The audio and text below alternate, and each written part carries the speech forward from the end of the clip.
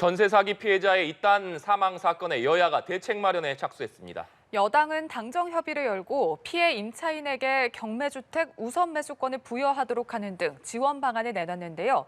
국회 취재기자 연결합니다. 임혜준 기자. 네, 국민의힘은 오전 전세 사기 피해자 지원 대책 마련을 위한 당정 협의를 열었습니다. 당정은 전세 사기 피해 임차인에게 매물이 경매에 넘어갈 때 우선 매수권을 부여할 수 있도록 하고 피해 임차인의 주택 구입 자금을 위한 저리 대출을 지원하는 방안을 추진하기로 했습니다. 아울러 조직적인 전세 사기에 대해서 이 범죄 수익을 전액 몰수 보전 조치하겠다고 밝혔습니다. 민주당은 전세 사기 피해자 지원을 위한 특별법 마련 필요성을 연일 부각하고 있는데요.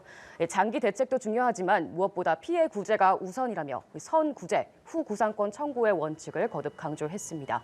아울러 당내 별도 TF를 가동함과 동시에 전세 사기와 관련한 고발을 중앙당 차원에서 접수할 계획이라고 밝혔습니다. 오늘 국회에선 국토위 전체 회의도 열렸는데요.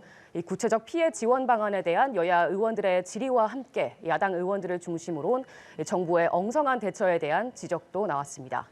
경매꾼들이 전세 피해 주택 경매에 여전히 뛰어들고 있다는 질의에 원희룡 장관은 경매가 중단되도록 대통령실에서 직접 모니터링하고 있다고 답했습니다. 네, 민주당 돈봉투 의혹 일파만파 퍼지는 양상입니다. 당 안팎에서 계속해서 논란이 되고 있죠.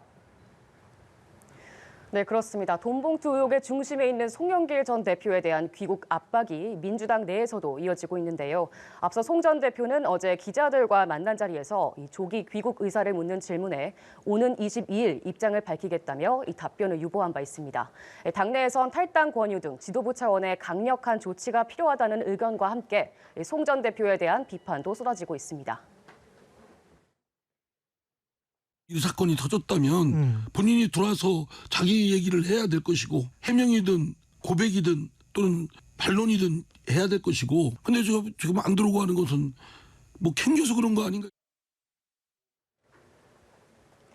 다만 신중론도 교차하고 있습니다. 민주당 박범계 의원은 라디오 인터뷰에서 사실규명이 충분하지 않은 상황이라며 출당 등 정치적 처신을 얘기하는 단계는 아니라고 말했습니다.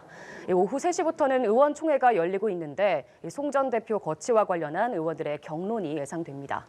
국민의힘은 민주당의 돈봉투 의혹에 대한 맹공을 이어가고 있는데요.